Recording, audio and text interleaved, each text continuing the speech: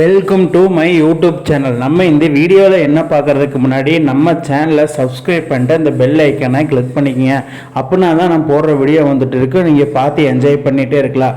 இப்போ என்னென்னா, குஜராத் வாசிஸ் மும்பை இந்தியன்ஸ், அதாவது சுப்மன் கில்லும் ஹார்திக் பாண்டியாவும் இன்னைக்கு மேட்ச்சில் மோதுறாங்க.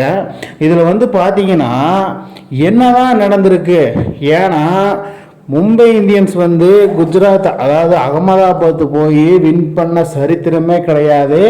கிட்டத்தட்ட வந்து பார்த்தீங்கன்னா 3 மேட்சாக தோற்றுருக்காங்க. இது 4வது மேட்ச்சு.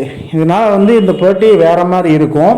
டாஸ் டைம் அப்படின்னு சொல்லி நம்ம இயான் பிஷப் அறிவிக்க டைமில் என்னதான் நடக்குது இந்த டாஸில் அப்படின்னு சொல்லி பார்த்தா, ஹார்திக் பாண்டியா கம்பேக்கு. ஏன்னா ஃபஸ்ட்டு மேட்ச்சில் வந்து பார்த்தீங்கன்னா சூர்யா தான் கேப்டனாக இருந்தார்.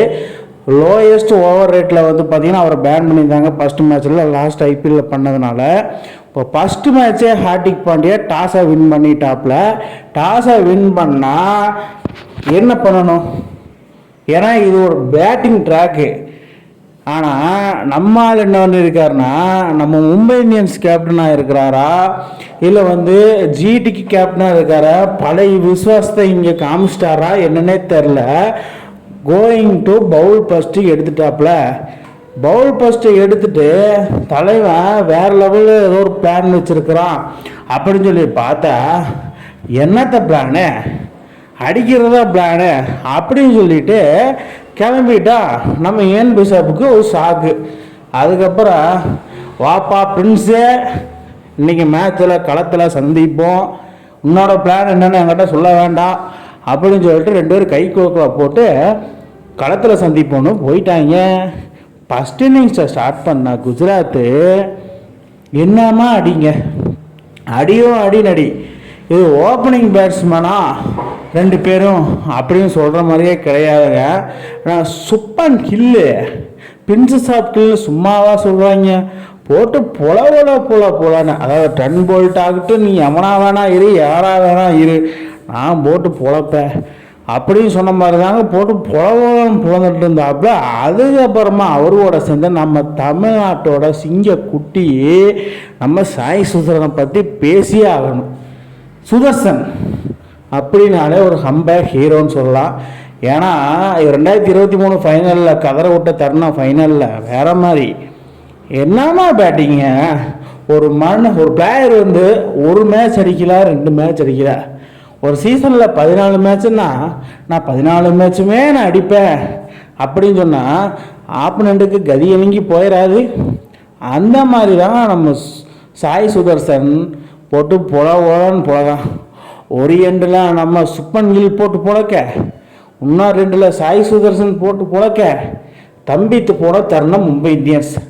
இப்போ யாரும் விக்கெட் எடுக்க மாட்டேறீங்க, நானே வந்து வீசிக்கிறேன் அப்படின்னு சொல்லி வந்து வீசின முதல் ஓவர்லேயே பிரின்ஸை தூக்கிட்டாப்புல நம்ம ஹார்திக் பாண்டியா சுப்மன் கில்லை தூக்கிட்டு அந்த ஒரு செலிப்ரேஷனை பாருங்களேன்.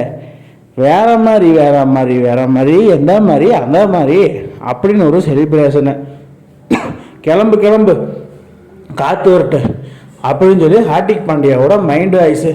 அதுக்கப்புறமா போகிறனால அடிப்பான்னு பார்த்தா பட்லர் பின்னாடியே வந்து ஒரு காட்டினாப்புல காட்டிட்டு அவரே போயிட்டார் விக்கெட் அனௌன்ஸ் பண்ணிட்டு. அந்த மாதிரி தாங்க இருந்தது.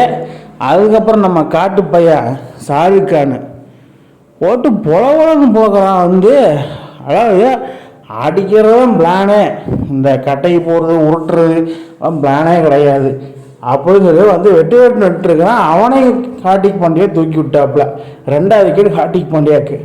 இதில் என்ன சம்பவம்னா, சாய் சுதர்சன் மட்டும்தான் அடித்தாப்புல, வேறு யாருமே அடிக்கலை. சாய் சுதர்சன் 63 ரன் எடுத்திருக்காப்புல. ஹார்திக் பாண்டியா அவர் கிழமைக்கு ஒரு 2 விக்கெட்டு, வேறு யாருமே விக்கெட்டு போடல. இதன் மூலிமா என்னன்னா, குஜராத் டைட்டன்ஸு 196 ரன்னுக்கு 8 விக்கெட்டை இழந்து 197 ரன்னை டார்கெட்டை வச்சுருக்கிறாங்க நம்ம மும்பை இந்தியன்ஸ். இப்போ செகண்ட் இன்னிங்ஸில் மும்பை இந்தியன்ஸ் இந்த டார்கெட்டை சேஸ் பண்ணாதா அப்படின்னு சொல்லி பார்த்தா, எங்கே அடிக்கிறது அப்படின்னு சொல்கிற மாதிரி தாங்க செகண்ட் இன்னிங்ஸ் இருந்தது மும்பை இந்தியன்ஸு. ஸ்டார்டிங்லேயே நம்ம ஹிட்மேன் என்ன பண்ணியிருக்காரு, சிராஜோட ஓவரில் 2 போர் அடித்தார். அப்பாடா, ஹிட்மேன் ரசிகர் பூராமே என்ன பண்ணிட்டாங்க, அண்ணே கம்பேக் பண்ணிக்கிட்டாரு அப்படின்னு சொல்லி நினச்சிருந்த தருவாயில் டக்குன்னு ஒரு இன்ஸ்விங்கை போட்டு ரோஹித் சர்மாவை போல்ட் அவுட் பண்ணிட்டாரு நம்ம சிராஜ்.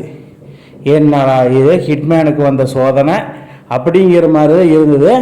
சிராஜ் அந்த விக்கெட்டை எடுத்துகிட்டு செலிப்ரேஷனில் அவுட்ஸ்டாண்டிங்காக இருந்தது. ஏன்னா ஆர்சிபியில் ஒன்றுமே பண்ண மாட்டேங்கிறான். அதாவது நான் என்ன சொல்ல வரேன்னா, ஆர்சிபியில் இருக்கிற பிளேயரு அந்த டீமை விட்டு வெளியே எந்த டீமும் போனாலும் பர்ஃபார்ம் பண்ணிடுறாங்க. அதில் எக்ஸாம்பிளாக ஷான் வாட்சன் எடுத்துக்கங்க, சிவம் துபேவை எடுத்துக்கங்க, நம்ம இப்போ முகமது சிராஜ் எடுத்துக்கங்க. நிறைய பேர் இந்த மாதிரி வந்து வெளியே போய் பர்ஃபார்ம் பண்ணுங்க. அது சிராஜும் கூட. அதுக்கப்புறம் ரியான் ரிக்கல்டன். ஏப்பா ரியான் ரிக்கல்டனு, உன்னை குண்டாண்டிக்காக்கு அடுத்த மாதிரி ஆவேன்னு சொல்லியாப்பா, அடுத்த குண்டாக்க நினச்சி உன்னை எடுத்தா என்னப்பா போல்ட் அவுட்டு. அது சிராஜ் பால்லாம் போல்ட் அவுட் ஆகிற. இப்படி இருந்தால் மும்பை டீம் எங்கே போய் ஜெயிக்க? வரம்புறவங்களாம் அடிக்கிறான். வழக்கம் போலதான் முட்டு கொடுங்க. நம்ம சூர்யாவையும் திலக் வர்மாவையும் வச்சு தான் முட்டு கொடுப்பாங்க. ஏன்னா ஓப்பனரும் ஒன்றும் சரியில்லை, ரோஹித் ரிக்கல்டனும் ஒன்றும் சரியில்லை. இதில் வில் ஜாக்ஸை எதுக்கு உட்கார வச்சாங்கன்னு தெரியல. அதுக்கப்புறம் சூர்யா என் கடமைக்கு நான் அடித்தே தான் ஆவேன்னு சுற்றிக்கிட்டு இருக்கிறாப்புல நம்ம சூர்யா. அவர் கடமைக்கு அவர் அடித்தது. ஏன்னா அவர் மிஸ்டர் 360, யார் ஓட்டாலும் சரி நான் அடிச்சுதான் ஆவேன் அப்படின்னு சொல்லி போட்டு போடாமல். பட் அவருக்கு ஒரு பார்ட்னர் வேணுமில்ல.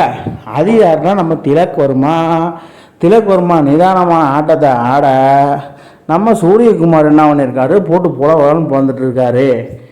இந்த திலக் வர்மா வந்து எப்படின்னா ஒன்று இறக்கி விட்ருக்குறாங்க. ஏன்னா போன மேட்ச் வந்து அவரை இறக்கல. பட் நீ ஒன்றவனுக்கு கரெக்டான தகுதியான ஆப்பா. ஏன்னா T20 2 செஞ்சுரி ஓட்டிருக்க. அதே மாதிரி மும்பைக்கு அடிச்சுக்கூடாப்பா அப்படின்னு சொல்லி திலக் வர்மா ஒன்றனா நிதானமான ஆட்டத்தை வெளிப்படுத்திட்டு இருக்காரு. சூர்யா நீங்கள் அடிங்க, நான் கொஞ்சம் வெயிட் பண்ணுறேன், அதுக்கப்புறம் போட்டு புழக்கிறேன் அப்படின்னு சொல்லி நினச்சிட்டு இருந்தாங்க. அதுக்கப்புறம் பிரிசிஸ் கிருஷ்ணா, யாருப்பா நீ எங்கே சாமி இருந்து வர அப்படின்னு சொல்கிற மாதிரி தான் இருந்ததுக்கு. இவர் ஓவரை அடிக்கவே முடியல. அதாவது திலக் வர்மாவும் சூர்யாவும் தடவு ஸ்கீயாக போட்டு தடவுன்னு தடுறாங்க. இது என்ன T20 மேட்சா இல்லை ODI மேட்சா? டெஸ்ட் மேட்சை நான் சொல்ல மாட்டேன், ஏன்னா ODI மாதிரி தான் ஆடினாங்க அப்படின்னு சொல்லி இருக்கிற சமயத்தில் பிரதீஷ் கிருஷ்ணாவும் தூக்கி விட்டாங்க நம்ம சூர்யாவை. இப்படியே ஓடிட்டு இருந்தா என்னதான் நடக்குது? இதுக்கு ஒரு எண்டே இல்லையா அப்படின்னு சொல்லி பார்த்தா ஹார்திக் பாண்டியா அடிப்பான்னு நானே எவ்வளவோ எதிர்பார்க்குறேன். ஹார்திக் பாண்டியா ஃபேன்ஸுக்கு இவன் பேட்ஸ்மேனாக ஒரு ஆல்ரவுண்டரே கிடையாது அப்படின்னு சொல்லி நம்ப வச்சு கழுத்தறுத்த மாதிரி தாங்க நேற்று பேட்டிங்கு. சாய் கிஷோர்கிட்டையெல்லாம் போய் வம்பளுக்கிறாப்புல, சண்டை போடுறாப்புல. அதாவது நேற்று 0 பர்ஃபார்மன்ஸு, ஆனால் ஆட்டிடியூடு மட்டும் 100%. அந்த மாதிரி தான் நான் சொல்லுவேன். அதுக்கப்புறமா பார்த்தீங்கன்னா பிளேயர் ஆஃப் தி மேட்ச் அப்படின்னு சொன்னாலே போதும் நம்ம பிரசித் கிருஷ்ணா தான். ஏன்னா 2 விக்கெட்டு 4 ஓவருக்கு 18 ரன்னு தான்.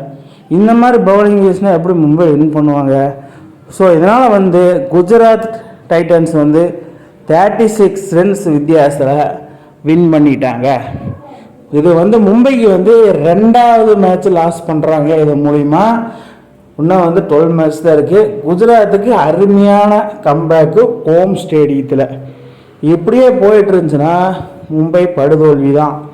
அதுக்கப்புறமா எப்பா சிராஜ் வேற மாதிரிப்பா அப்படின்னு சொல்லி கில்லு அவரை ப்ரௌடாக ஃபீல் பண்ணுறாப்புல அந்த ஹக் மூலிமா. ஏன்னா சிராஜ் அவுட்ஸ்டாண்டிங்காக பவுலிங் வீசி 3 விக்கெட் எடுத்துட்டாப்புல. பட் 2 கொடுத்தாரு. பட் இருந்தாலும் 3 விக்கெட்டை எடுத்து குஜராத்தை வின் பண்ணுறதுக்கு முக்கிய மூலதாரமே நம்ம முகமது சிராஜ் தான் நான் சொல்லுவேன். ஏன்னா அந்தளவுக்கு பர்ஃபார்மன்ஸு பண்ணியிருக்காரு நேற்று அகமதாபாத் ஸ்டேடியத்தில். மக்களே நீங்கள் சொல்லுங்கள், குஜராத் வின் பண்ண ஃபீல் எப்படி இருந்து கீழே கமெண்ட் பாக்ஸில் கமெண்ட் பண்ணிவிட்டு போங்க. இந்த மாதிரி இன்ட்ரெஸ்டிங் கிரிக்கெட் வீடியோவை தெரிஞ்சுக்க நம்ம சேனலை சப்ஸ்கிரைப் பண்ணுங்கள், லைக் அண்ட் கமெண்ட் பண்ணுங்கள். மேலும் மேலும் உங்களுக்கு வீடியோ வந்துகிட்டே இருக்கும்.